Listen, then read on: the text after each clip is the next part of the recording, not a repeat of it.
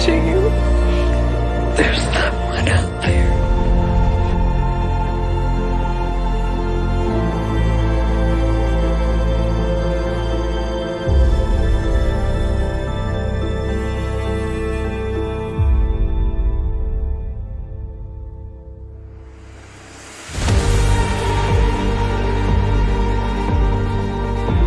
What's up, Mob Crew? I'm Chris, and today's missing person case is Don. Also, today's person of interest is Olivia. Today's missing person case is Courtney.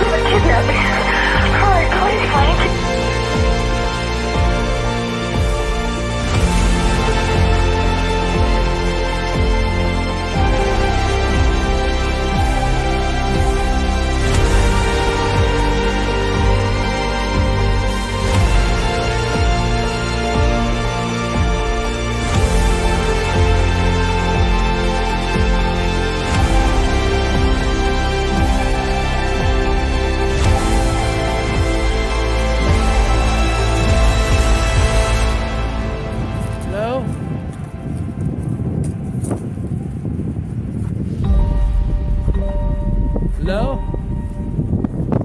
Oh, nothing more creepier than a freaking shaft. Hello?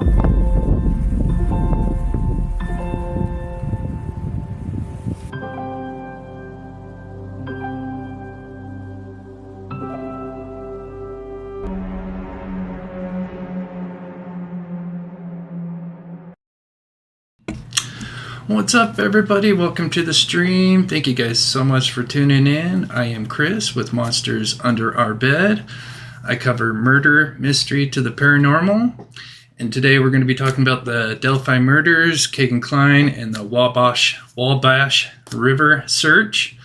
There looks like they're still out there searching, and it looks like they've moved on land, which is very interesting. So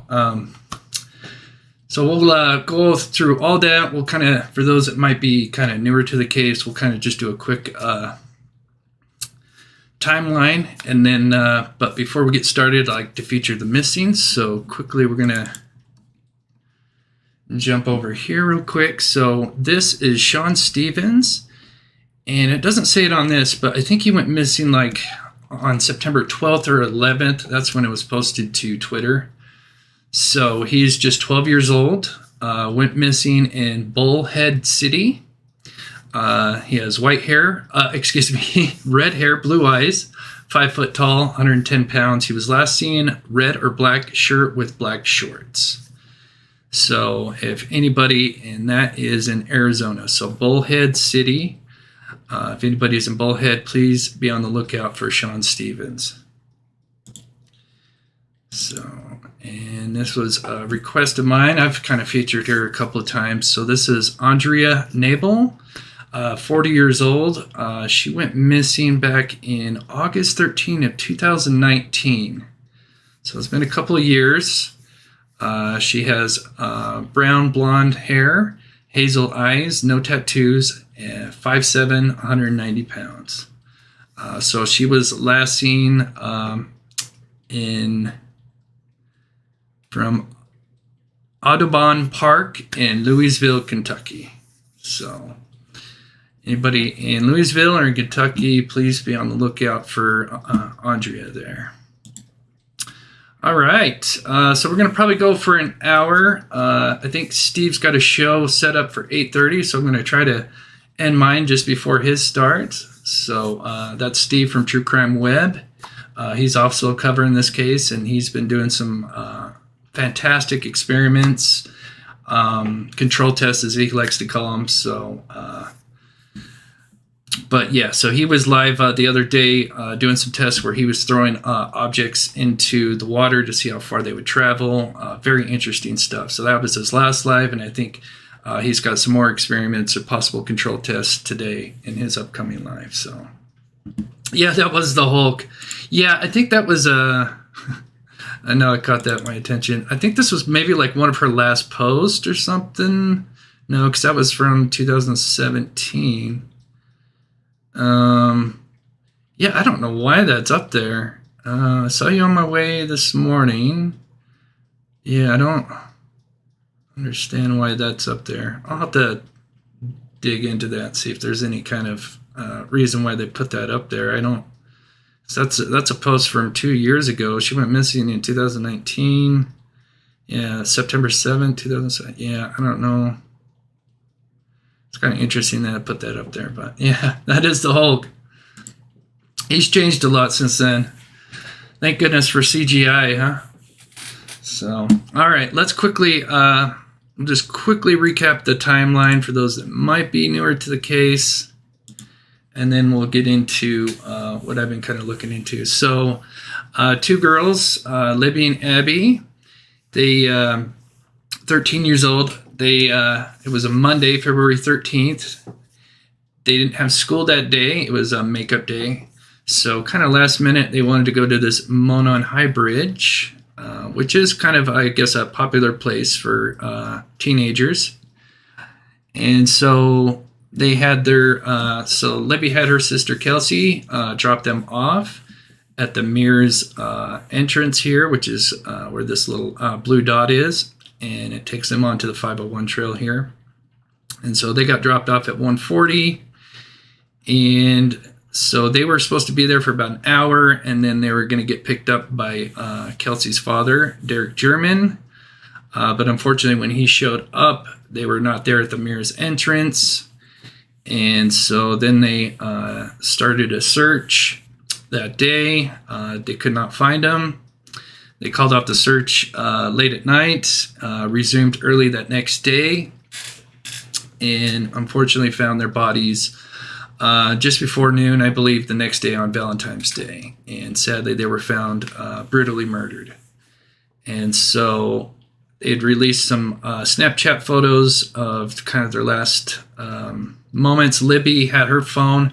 She was smart enough to, as they were crossing this bridge, I guess when they got to the end of it, and if you've been following this case, for those that might be newer to the case, I should say, basically you would take the 501 trail and then you would go across the Mona High Bridge. And then after you get to the end of the bridge, it's really like private property and stuff. So really you would kind of like go to the end of the bridge and then just actually go back across the bridge, because it's really kind of, once you get to the end, it's kind of like a dead end. I mean, yes, you could have. Fortunately, it's too bad they didn't try to run onto one of these private properties. But Libby did have the sense to pull out her phone as this guy approached them. And so this is taken at 2:13. It's apparently 43 seconds long from what they say. And so this is who we know as Bridge Guy. So then to kind of put all the pieces together, we're going to play this little news clip to just kind of tie everything, get everybody caught up here. I'll pause this real quick. Oh, Tom, thank you so much, buddy, for the $100. Holy cow. I'll put my home up on the bet that the river search is directly connected to the Delphi murders. And you heard it from Tom N. He's convinced. I think we all, hopefully, just for the sake of Abby and Libby, I think most people are cool with the murder sheet. I know they kind of got some flack, but I think, the ends justify the means, and I don't think they'd put their reputation online to say that, that Kagan's involved and all this without having some kind of credible source. I know they say anonymous source, but let's, for, like I said, for Abby and Libby's sake, let's hope this is it. And thank you so much, Tom. Show Tom some love. What an amazing guy. And we got the captain in here, who is just my idol. Captain Howdy now. It's an honor. So thank you guys. So I'm going to finish playing this and then this. And it's been real slow. I mean, excuse me, with the Kagan Klein thing coming out, and his transcripts, that kind of picked things up again and kind of shifted the focus over to him and his father. And so we'll just kind of look at them here. So here's a picture of Kagan and his father, Tony Klein. Now, Kagan is the one who was talking with underage girls. He was catfishing them. And so where he kind of falls in is that he was catfishing these girls with what they call the Anthony Shots account. He was using a fake model, this model here. And he was just kind of catfishing girls to get them to send him photos and all sorts of other disgusting things. And so, but leading up to the murders, this account was speaking with first Libby's friend, and then from the transcripts, they basically say that the Anthony Shots account or the Emily Ann account, I can't remember which one, had spoken with the girl Libby the day of the murders. So that's kind of the connection. Now we kind of fast forward here, and I'll just kind of pull up. This kind of make a little more sense too. So we have the murder that happened on February 13th. Then we have the whole thing with Kagan Klein, and he's arrested a couple of years ago. And then they eventually released the transcripts, which came out earlier. And then it's been kind of quiet since then. And then finally, middle of August, the Murder Sheet podcast, who was the ones that released the transcripts, got word that he was released out of county for a day. And the timing is quite coincidental because they started this Wabash River search on, I think, the 17th or 16th. And then he's released on the 19th for a day. And so the murder sheet says from their anonymous sources that they feel like it's that he went out there to point out where this either the murder weapon or another device was thrown out. We don't know what they're looking for, but it's almost been at December. I mean, it's almost been a whole month now. We're at 15th, so almost a whole month since they started searching. And so we'll just kind of look at that. And then I'm going to show you guys, because one of the questions I had is what bridge was the object thrown off of? Because it was a little, because where they were kind of searching, this is probably not the best box, but they were kind of searching somewhere but a little bit further past. These first couple weeks, this was kind of their main area. Now keep in mind that the water flows this direction here to the left. So, it could make sense that somebody was on this pedestrian bridge and throwing something off, because then, they're kind of searching upstream or downstream. So, but then now with this latest search with them being on land, and it's a very interesting spot that they're on land at. This really kind of surprised me. Makes me now believe, especially talking with Steve, because I was talking to him about, well, which bridge was the item thrown off? And now I'm almost more convinced that it was from this is the Kelly Ave Bridge right here. This is the nickel plate pedestrian bridge, and this is the Kelly Ave Bridge. So, so let's just take a look at. Police are searching the river. Let me turn down the volume here just a minute here. Let's just kind of look at. So shout out to Famously Unfamous, a local that's out there. He kind of been going out there, I don't know, a couple times a week and getting footage, which is amazing. And so here we see them. As you can see, they're searching right under the Kelly Ave Bridge. And so, and you can kind of see where they have their kind of markers set up here. And so they kind of started closer to the pedestrian bridge. That's why it could make sense for either bridge that item could have been thrown off. But now seeing where they're searching these last 2 days makes me think it's more this bridge. And I'll explain why here in just a minute. But so here we've kind of got two groups searching kind of. Now from what we've heard, it seems like they've been focused at least more on the north side of the river, which is, this side here. But you did see there was a group over on that south end as well. So this, let's see, let me get back. So this is Klein's old residence. So when the girls were murdered, this is where Klein was living at the time. And so this guy that's filming, the Famously Unfamous, and I'll put a link to his YouTube page in the description here. So he does a little bike ride from the house to the bridge just to kind of give an idea of how close it is, because it's only supposed to be a 6-minute drive, and then I think it's like 2 minute, or no, it's a 2 minute. Let's see, I got to look at it again.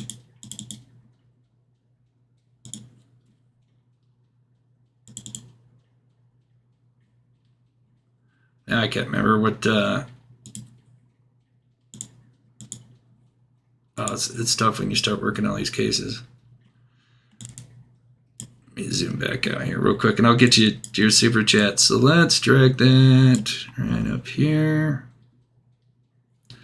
So Kelly average.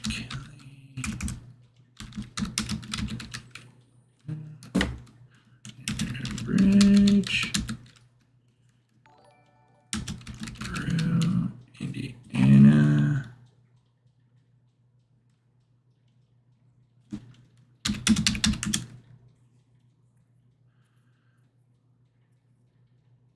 Okay, so that is.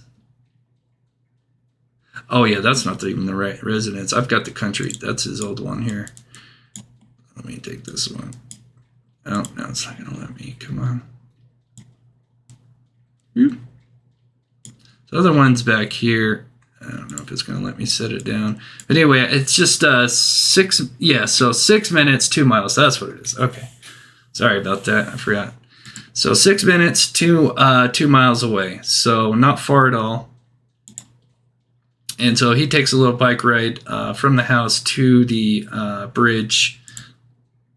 And so we'll just kind of skip it forward here. But it's not far at all. He's on his bike, obviously, and he's going to approach us. So while he's approaching that, let me get these. And thanks so much, Tom. You're awesome, buddy. I'll put $1,000.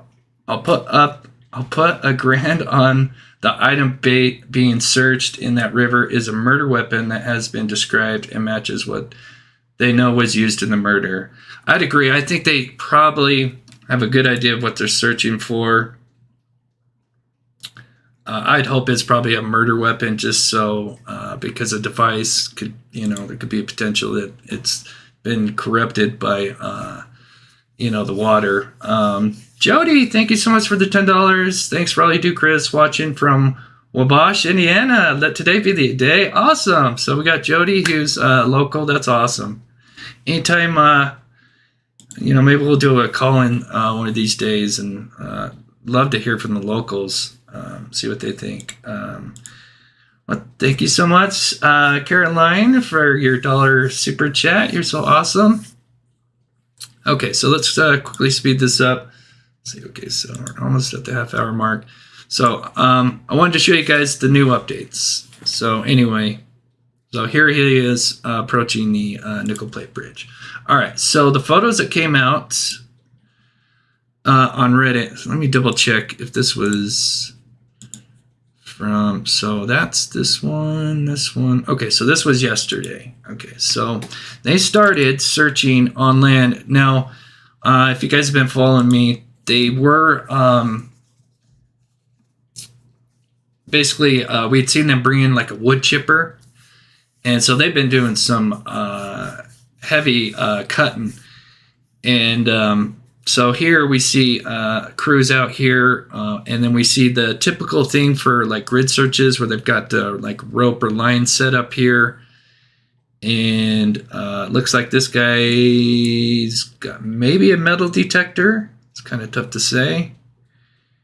I think that's a metal detector. Yeah. So it looks like you got one guy with the shovel here. Another guy's got the metal detector. But what's interesting is the side that they're on, and we'll talk about that here in just a second. And so here's another picture. And whoever took these pictures, shout out to you. That's awesome. So same thing. We just kind of got the, this little grid box or whatever they're searching. And still the same area. But so the question is, so I was kind of studying these photos and I'm like, okay, so which part of the land are they on? And it took me a while to figure it out because the photos don't show a lot, just kind of the land itself, but I was able to get some landmarks and figure out where they were searching. Thank you so much, Barb K, for becoming a member. You're so awesome. Thank you so much. And so, all right, so moving back to this photo here. So now, like I said, their main search kind of was in this area here. And at first, like I said, I didn't know, which bridge, but now I'm convinced that it came from the Kiely Ave Bridge, which makes it very interesting. And so these first 2-3 weeks, they were searching kind of this area, even kind of past it here. And then they brought that reconstruction team out, which is a team that you bring out for accidents. Yes, they do forensic as well. We'll show that clip here. They got these guys, the crash reconstruction team. So they're here on the pedestrian bridge looking over towards the Kiely Ave Bridge and the guys in the water. And so, and now looking at this these photos here, trying to figure out what side of the land they're on. Let's see, where's that photo? There it is. So looking at this, and as you can kind of see in the background, there's that a little sandbar of grass, which is very unique. So here's a picture looking above now. So just to kind of get reoriented. So this is north, south, west, northeast, southwest. Yeah. So I think with them searching this kind of in the beginning, and now that I figured out that they're searching on land here, makes me think that there's even more than one item that got tossed, or let's say it's Kagan. Now Kagan didn't drive, so which would mean, so let's look at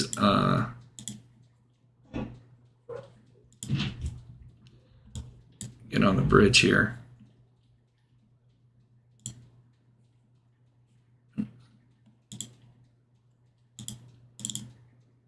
Let me on there. There we go. Okay. So makes me wonder if that means that Kagan was the passenger and there was a driver. So obviously there's two people. So two people know. Now that's just assuming. You could just throw something out the window with the driver's side, but I think, with these beams and stuff, it's kind of iffy. And they're across this whole entire bridge. So, but anyway, so now we're moving north here. So this is kind of where they were searching. So it seems to me that either someone was in the passenger side tossing something out. And since maybe they were going, I don't know how fast you can go on this bridge, 35 miles an hour, maybe 40. And so with tossing something out the window in the trajectory of where it's going to land, let's see, should I play this one first? For moving, where's the other one? Okay, yeah, let's do this one first. So Newton's first law, the law of inertia. So these guys showed what it would be like to throw a ball while in the back of a truck while it's moving. And what would it do if you threw it straight up? Oops. And so as you can see, the ball moves with him because the ball and him are moving at whatever speed they're going at. And so he throws it up and it lands right back in his thing. And I thought this was kind of interesting how they block it up. So he's just throwing it straight up, but obviously it's still going to move because him and that ball are moving at whatever speed they're going at. So, which is interesting. So these guys do a test and to see where the ball lands when they toss it. And this was really interesting. So she tosses it. So let's say you would think that, you would want to throw it like in the middle of the river. But when you're moving, obviously when you throw something, it's going to, whatever speed you're going, it's not going to land in the middle of the river because that item's going the same speed you are. So it's going to, unless if you throw 90 degrees of you, if you turn 90 degrees and threw it, it would obviously move with the direction you're going. So if even, let's say he was at the middle of the bridge and he tossed it, it's still going to go further up unless you threw it like 120 degrees. So what's interesting is, since they're moving, the ball's not going to land like on either one of these strips here. It's actually going to move. It's actually going to go like two yellow bars ahead.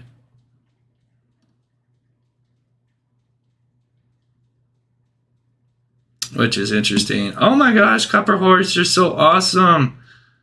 50 gifted memberships. Oh, show Copper Horse some love. That's so awesome. So as you can see here, that ball traveled quite a bit. Just basic law, basic Newton's law. So the reason why I wanted to show that is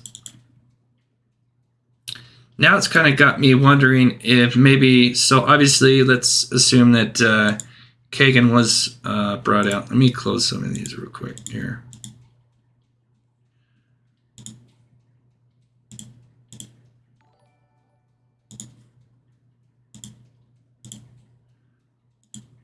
Thank you so much, Copper Horse. That is so sweet. You guys are so amazing. Okay, so I got some of those closed. Okay. Close one more here. So anyway, now it makes me wonder if, now keep in mind it's been 5 years, over 5 years. So maybe he forgot which way he was heading when they tossed the item, if it was, say, Kagan or somebody else. But there could be a possibility that Kagan was the passenger because he didn't drive. And so let's say it was him and Tony. A lot of people think Tony is, could be BG. So you got Tony driving, and then you've got him throwing the item out. And then obviously if they were heading north back home, the item would travel some ways, even if they threw it towards the middle. Depending on the speed that they're going, it's not going to land, in the middle. It's going to land further up. And now that they are searching this pocket, which I found very interesting, and I really had to double check, but you can see the grass just to kind of double check here. I'll show you some of these photos. There's a couple of photos. So here you can kind of see on the back. So you see water right here. And then you see this grass sandbars, we'd usually call them. And then here's a look. And so here's this yellow pole. Now we only get to see like the first little bit of this yellow pole, and this kind of gave it away as well.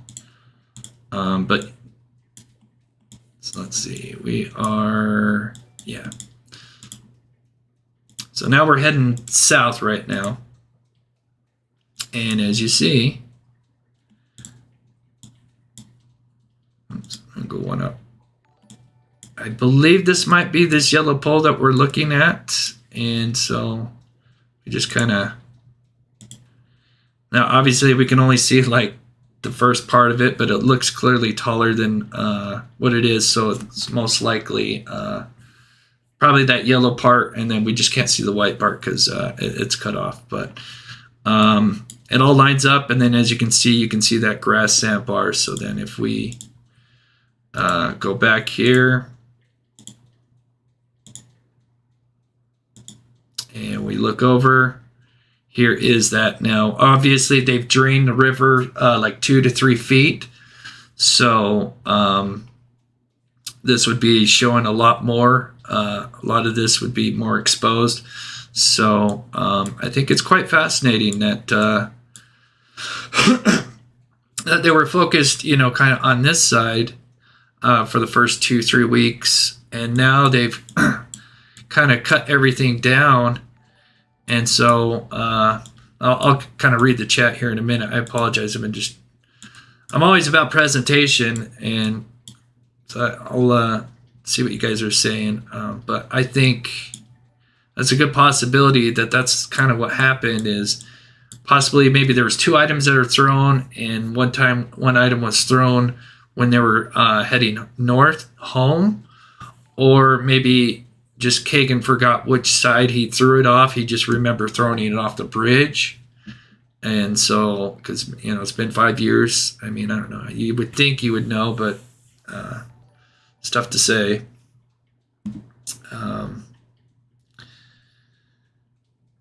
Let me check the chat, see what you guys think here. KK would forget. True.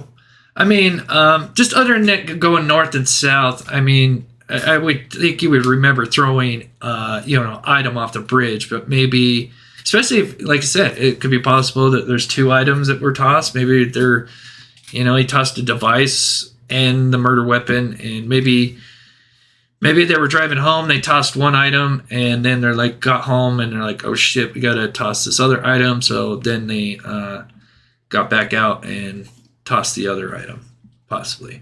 Or he just, like I said,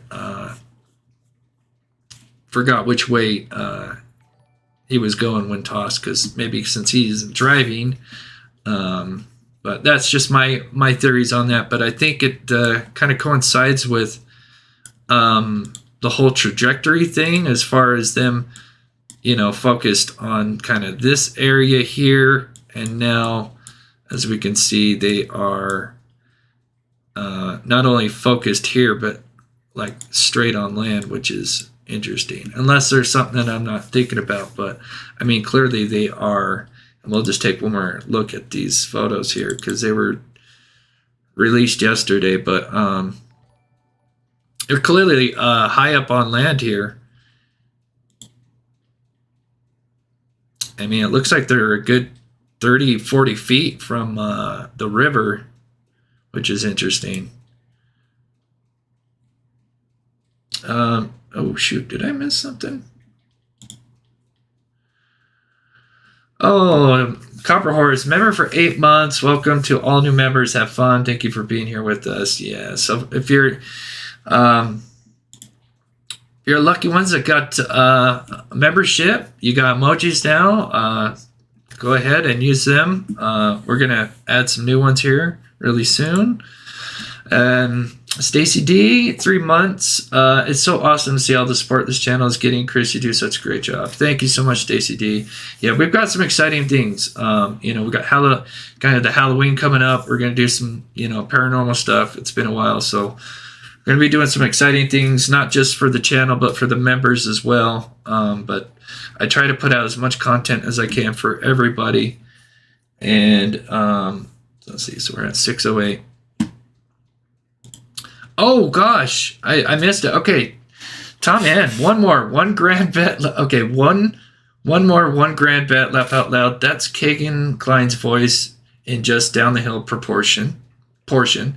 I don't think he's primary, but I know he is on the scene. I think primary suspect has justified DNA and footprints on the scene.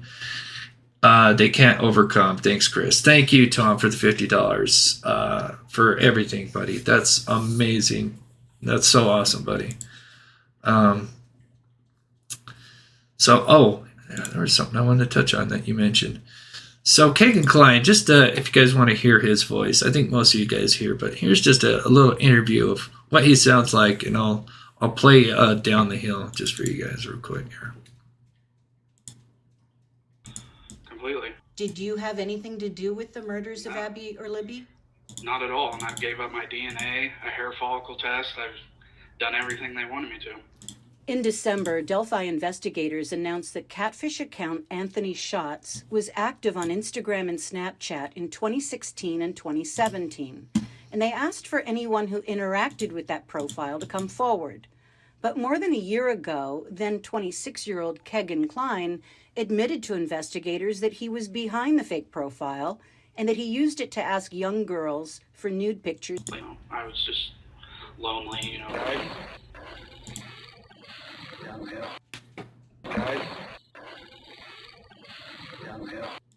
Just talking to people. I don't know why I did it really. And were you ever trying to I don't know why I did it really. And were you ever trying to meet these? So here's the guys down the hill, and I'm going to put this together and make it louder for you guys next time. But here's this one more time. Girls in real life that you were talking to? No, never. Just 11 days after the murder, to meet these girls in real life. So I mean it does. I mean, and even his what was it? His half brother even said, like, I mean, he was like actually kind of shaken when he heard apparently the voice and thought it was his half brother Kegan, and that was Bart. So I guess right now it's who was talking to the girls. So basically, with the Anthony Schatz account, they believe that there's another person talking with these girls. So you've got, you know, Kegan Kline talking with these girls, but they feel like there's two personalities that are talking with different girls, if that makes sense. Because there's two different, like, writing styles, you know. Because everybody kind of has, you know, talks differently when they're texting.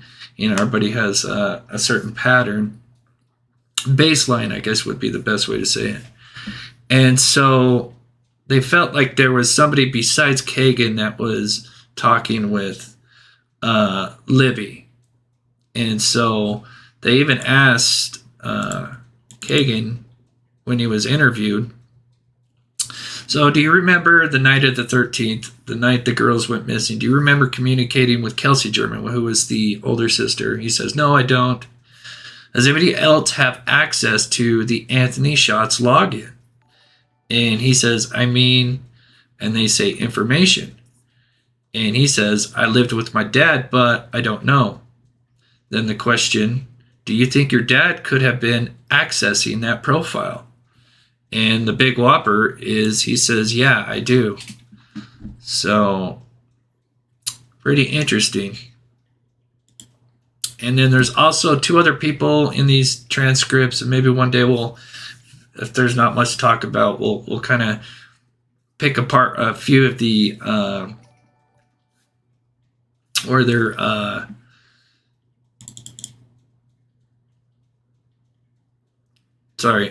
just checking something. But yeah, so when they're talking with the girls, and we'll kind of pick apart some of the transcript, not the whole thing, but because there's like so many pages. But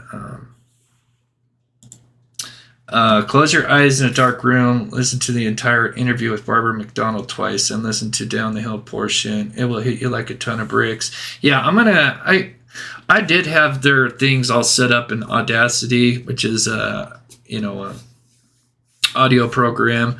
I'm gonna have to do that, so I've got everything turned up, and I'll see if I can splice, because there's been a few more interviews. Maybe if I can find guys or Down the Hill or something that we could kind of match up to.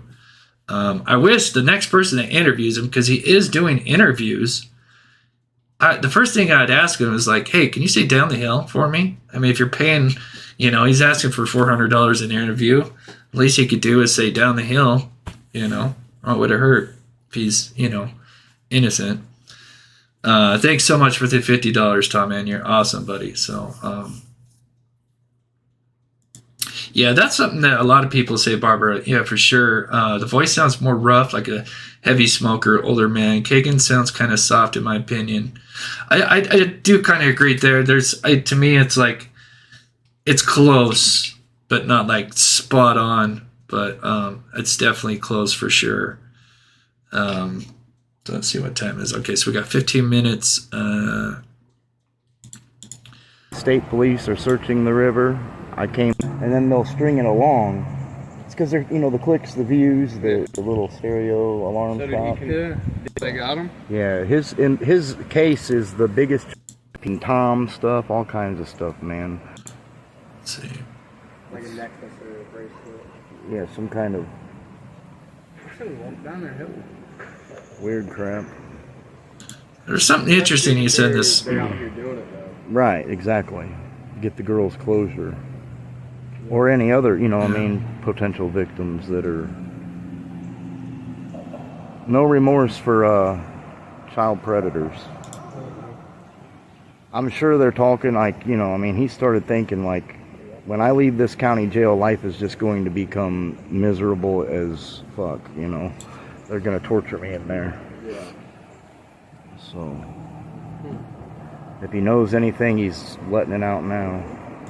So that's what I think too. Is I think being in there for so long has broken him, and now, you know, here he is like crying to people like, "Hey, I'm hungry in here," and obviously they don't do well in jail, you know, those kind of people. So I could imagine he's going to do any deal to get whatever, you know, any kind of deal. I think at this point. So let's just pray that this is it. But guy's portion sounds like PB. Yeah. Oh yeah, PB for sure. Let me check the chat real quick. So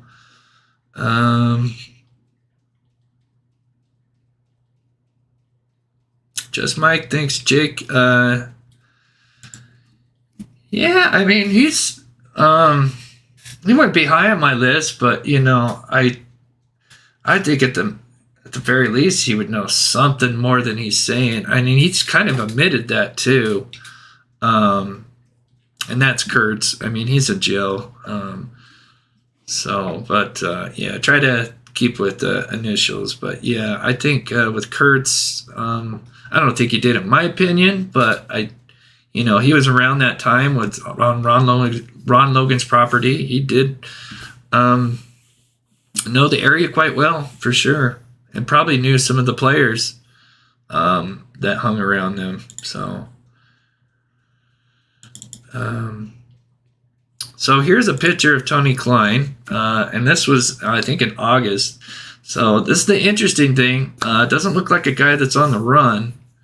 So this is the only thing that kind of makes me wonder. I mean, is he just living up his last days? Or could it be that, is it somebody else that's close to Kagan that we just haven't been, you know, we just don't know of yet? You know, like this friend 2 or friend 1. I mean, we kind of know who they are, but, you know, who knows? Maybe they know more. Maybe they were more involved than we know. I think either way, if you guys saw my, I think it was in my trailer, they did confirm that this is not a training exercise. That was confirmed like a couple of weeks ago. As a matter of fact, in this report here, Rafael Sanchez from RTV6 went out there and asked them, and all they could say is that they said it was police activity. So that's all they could say. And then I think another news channel has been out there who's, I think it's like Fox 59. They were kind of told a little bit more information from what I understand. And so, but I think after a month, I'm pretty sure as far as it being a training exercise, I don't think so. They're chopping down trees and everything. And Steve, I think he might even talk about that in his live coming up here. And so he's going to be starting in 10 minutes. So I'm going to try to finish this up here. So I'm just going to recap. So here we're approaching almost a month now that they've been searching. They've been mainly focused on this area. So this is north, this is south. They've been mainly focused here. And like I said in the beginning, I was kind of curious of which bridge did the item get thrown off of, because either one kind of makes sense. since they are kind of, you could throw something off this way and would make sense for them to kind of be searching, downstream. But now, with them tearing up the land, tearing down trees and searching on land, makes me think that either maybe if it's, that Kagan went out there and maybe just couldn't remember which direction he was heading, north or south, and or maybe there's more than one thing that was tossed out. And so we've got, one area tossed out here and then maybe another item here. Just speculating, but I think the reason why they're focused on more on one side or the other, maybe just because if it's throwing out a moving vehicle, as we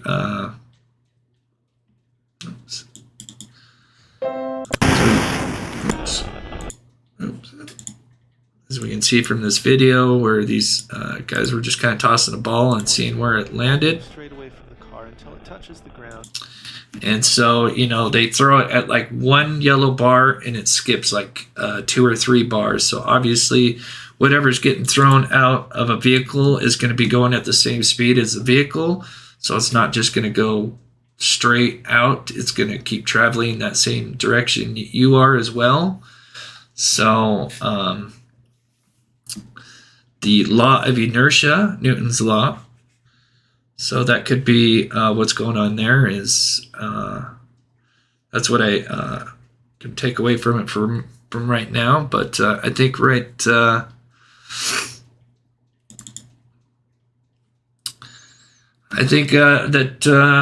let's just pray that this is they find something, and that's hopefully this they get justice that they deserve. It's been way too long. And Kagan, he's got his court date on January, beginning of January of next year. I think he's got like a little pre-trial at the end of the year, of this year. But so hopefully they find that before whatever they're looking for. So let's see, 621. So this is the details. They did take away the weight and height, which is kind of interesting. I've heard that they'll do that for a number of reasons. One could be that they've kind of closed in on the subject, or vice versa, is that now, this guy could have changed his appearance drastically, could have put on some weight or lost about, a bunch of weight. So they took out all those extra descriptions and kind of just left the reddish brown hair, which the only thing with Tony Klein is he doesn't have reddish brown hair. There's just a couple of pictures of Tony Klein here. Looks like he's kind of got light brown hair at most. And here's Kagan, and here's Tony. So, before we go, we'll do it. Quick little poll.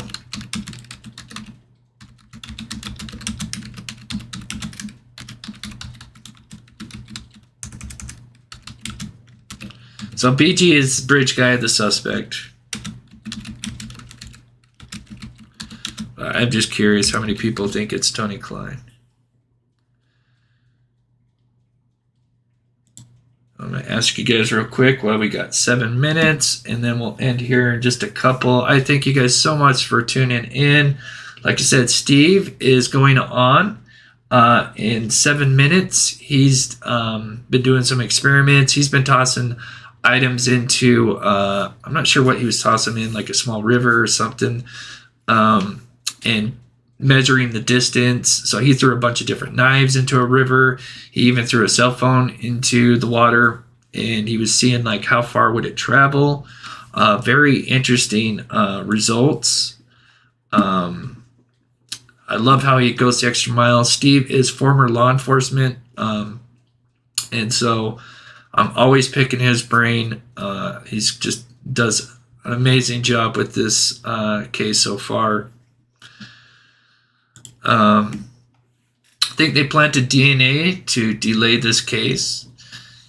Yeah, I mean, it feels like they definitely kind of tampered. I mean, it feels like they, they staged the scene, is what we hear. The crime scene was staged. So, wouldn't be surprised. There's even been some rumors that bleach was used. I don't know how accurate that is. Barbara Kronig, yeah.